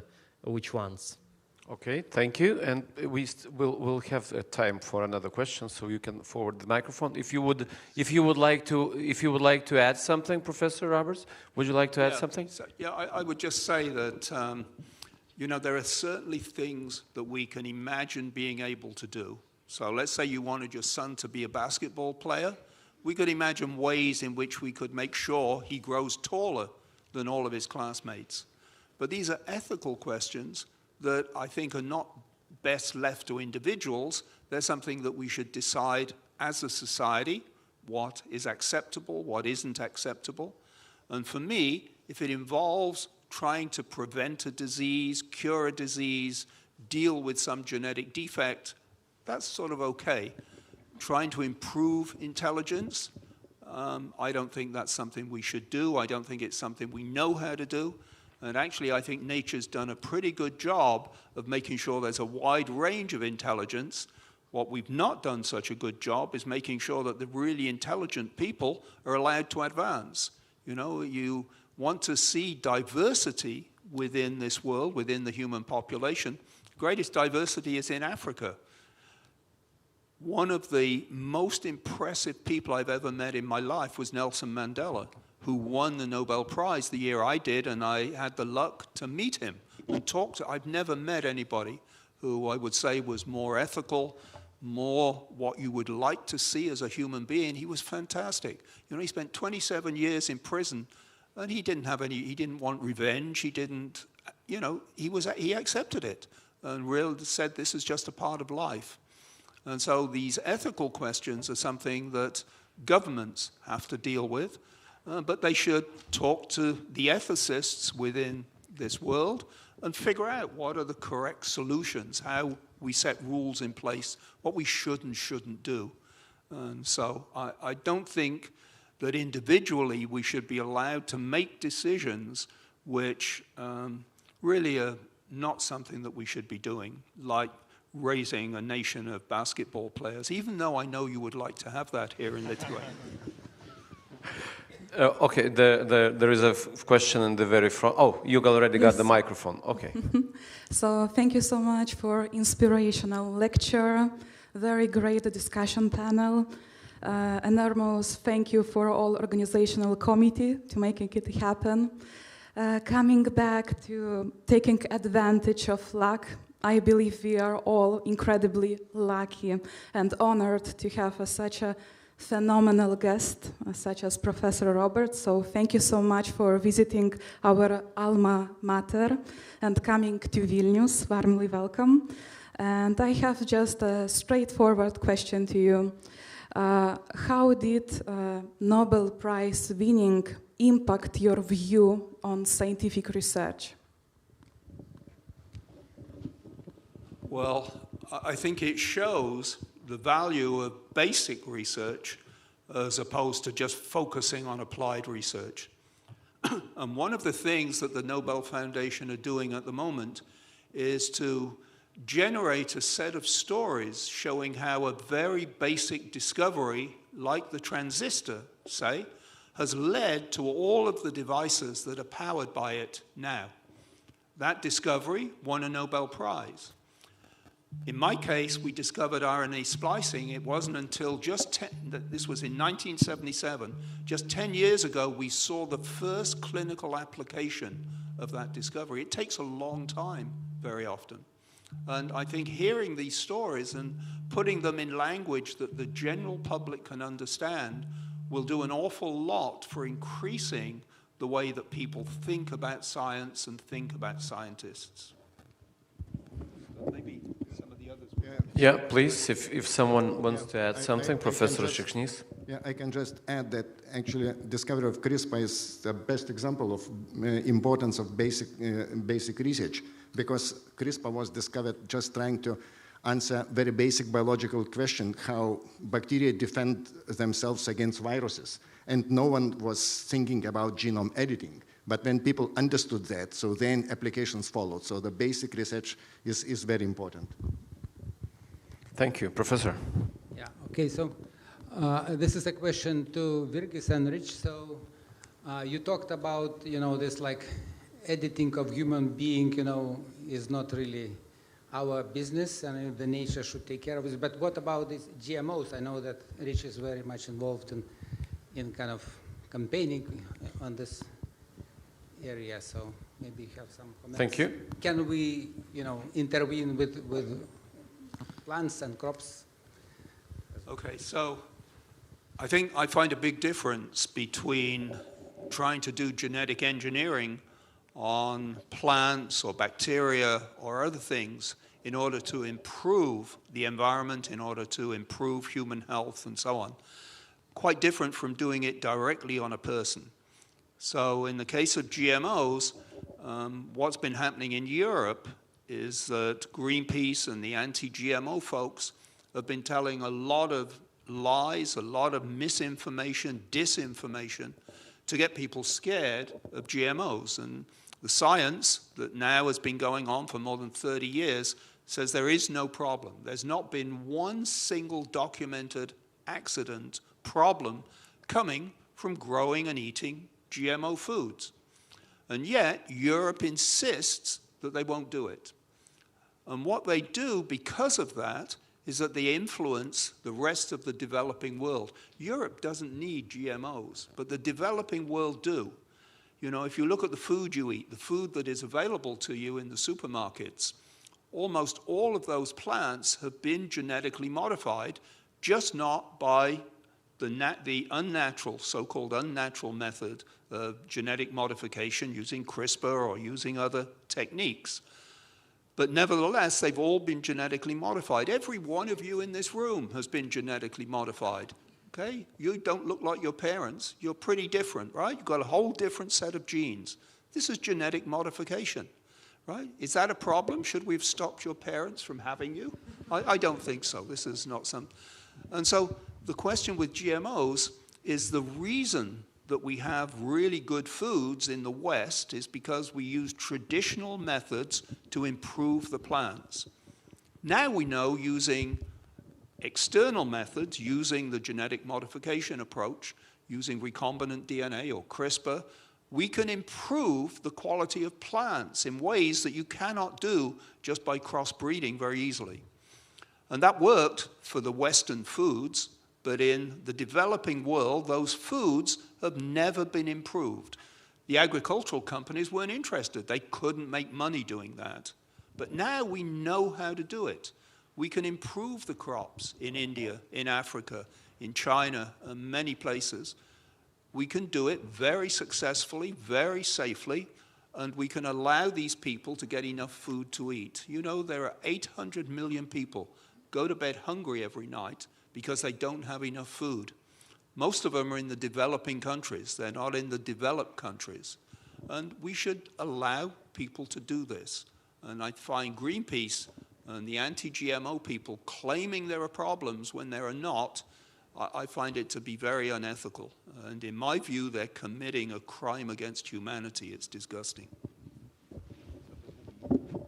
Professor Janulaitis, yes? I don't want to look like some retrograde, but there are some, in all this arguments about there is no danger, there are some weak points. First of all, this type of arguments are based that we know everything, that our knowledge from science allows us to predict everything. Mad cow disease demonstrated that when what is known from science was applied for production further supplies for cows, when there were used some from slaughterhouses, some of was leaving from after you meat you use for selling all bones, tendons, and so on. They were used for food supply for cows. Just, of course, they were sterilized to eliminate all viruses and bacteria. Of course, we know that after sterilization, you have nobody survives.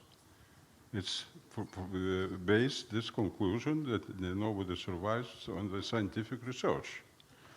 Then another one that all living heritage is based on nucleic acids. And also, it's coming from science, from research.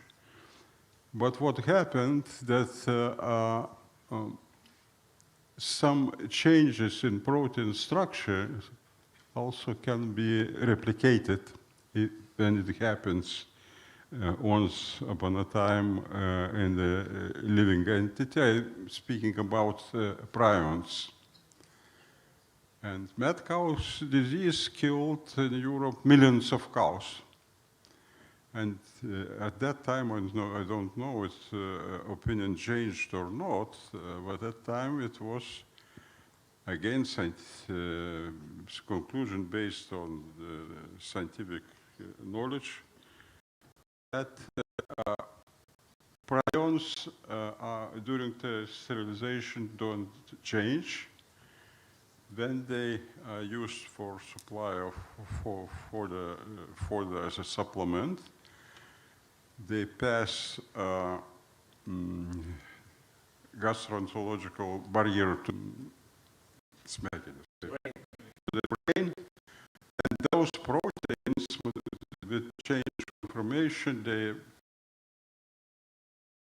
change the conformation, and this is infection.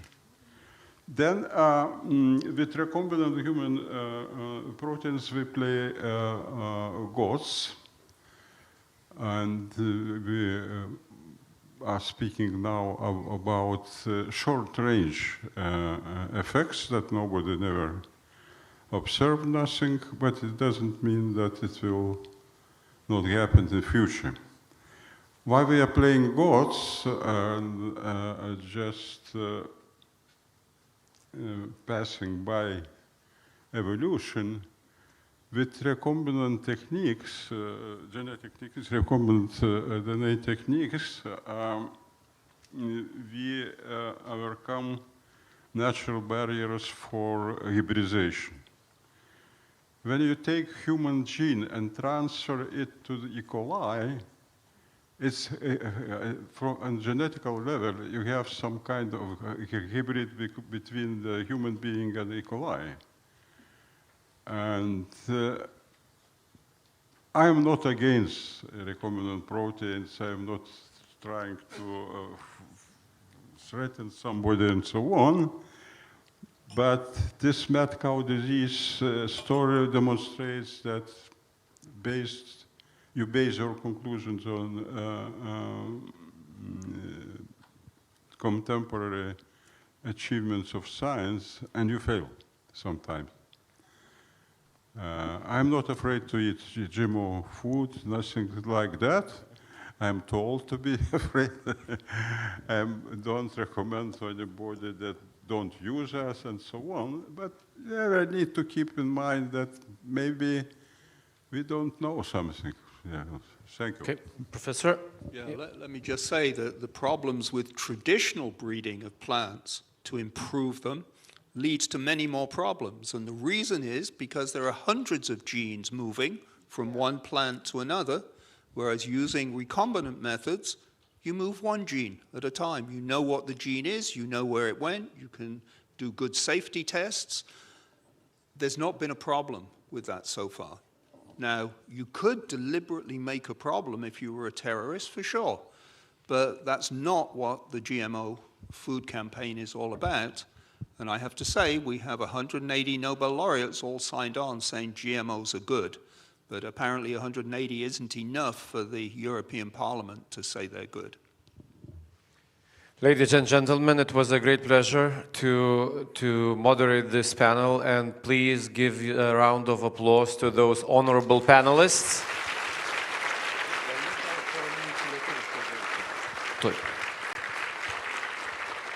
And thank you for invitation, and I give the floor back to someone from here, or we just thank the audience and have a nice rest of the day. Thank you.